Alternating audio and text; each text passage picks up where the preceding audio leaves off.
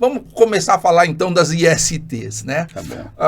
De 10 anos para cá, houve um aumento aí de 780% na incidência de sífilis. Sífilis, aquela sífilis que começou lá na Idade Média, né? Que as pessoas morriam desgraçadamente porque não tinham antibiótico, né?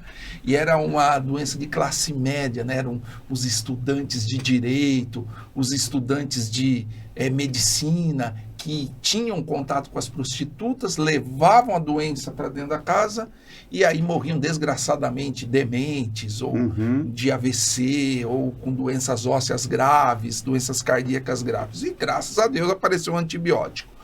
Só que a sífilis deu uma sumida e reapareceu. Primeiro, da tua opinião, por que aumentou? Eu acho que são vários fatores. Uma que é fundamental é a negligência em relação aos meios de prevenção. Outro fator é que isso que você acabou falando, dava a impressão que a doença tinha desaparecido do mapa. Então as pessoas começaram a negligenciar, como está acontecendo agora com a Covid, por exemplo. Acabou a pandemia, mas a Covid não acabou, ela está aí. Você não vê ninguém em ambiente público, mesmo em hospitais, eu vejo as pessoas não usam máscara e tudo mais. Não só por causa da Covid, porque tem outros bichos também que pegam, tá? Mas eu acho que um desses, e uma também a exaustão, tem alguns recortes populacionais, como, por exemplo, os homens que fazem sexo com homens, que atenderam muito ao apelo da prevenção do uso do preservativo na era HIV. Você é de uma era que a camisinha era uma coisa que se usava esporadicamente. Era. Eu, quando entrei na faculdade de medicina, veio o HIV. As pessoas tinham medo de morrer. Então, assim como as pessoas se vacinaram para a Covid com medo de morrer, os caras começaram a usar muito preservativo. Você não tinha tratamento. Pegasse HIV, estava ferrado. Era um atestado de óbito. Era um atestado de óbito. Era um atestado.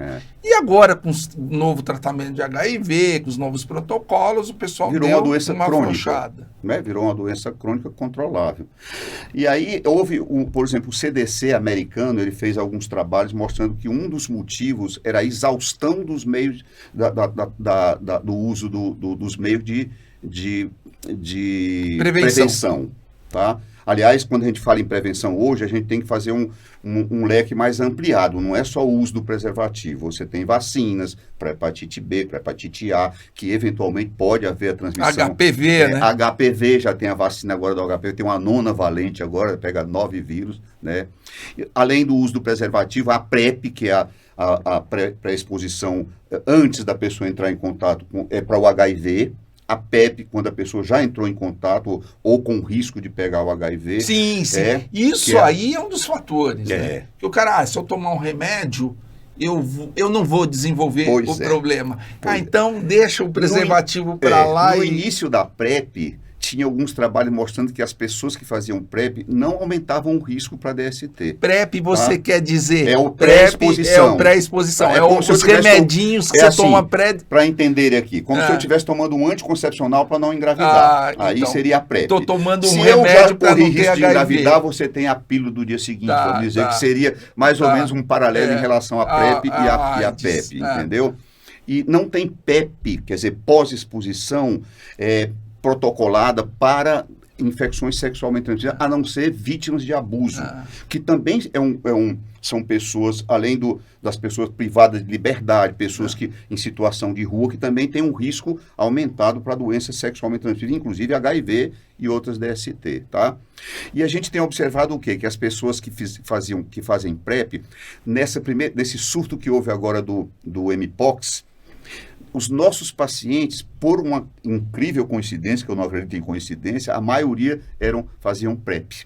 Eram HSH fazendo PrEP. E a gente tem observado também um aumento de clamídia nessas pessoas que fazem PrEP. Não estão mais usando o preservativo, que é uma pena, né? Porque assim, quando você fala em prevenção combinada, é para combinar os meios que tem. Mas a pessoa acaba trocando um pelo outro, entendeu? É uma pena. Na verdade, a prevenção precisa ser combinada. Combinada, porque boa palavra. As pessoas acham que tomando PrEP, por exemplo, as pessoas acham que não vão pegar doença sexualmente transmissível. Esquecem das outras, né? Só que o PrEP é para prevenção de HIV. Exatamente. Você não previne a sífilis com a PrEP. Você não previne as uretrites, linfagranuloma venéreo, não previne nenhuma das outras DSTs.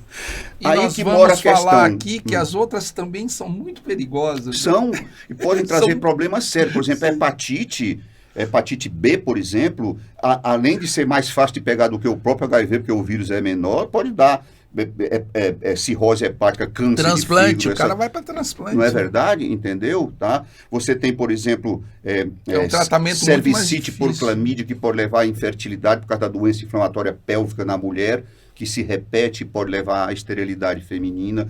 Epidídimo orquite no homem, o testículo inflamado e tudo, que pode também levar à esterilidade. Tá? Então, e quando você fala essa combinada, eu acho que tem duas leituras aí. Combinar a prevenção e combinar com o parceiro. Entendeu? Com as parcerias sexuais. Entendeu? É uma combinação também que tem que ser feita. Tá? Muito bom. Lembrar bem disso. Combinar com o parceiro. Exato. E um tipo de prevenção para determinada infecção não protege de outro tipo de infecção. É isso que a população precisa saber. Exatamente. A PrEP e a PEP são especificamente para o HIV.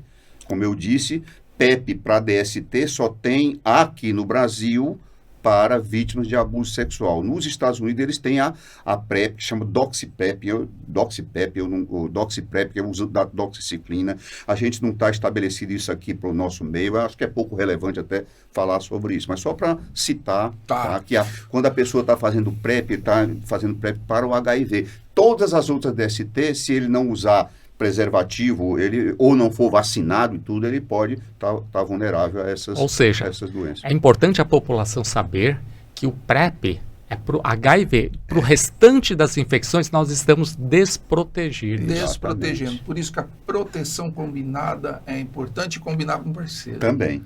Se você não combinar com o parceiro, além de você aumentar o risco da IST, é abuso, né? Sim. Se você não combinar o que você fizer direitinho ali, você pode parar na delegacia, né?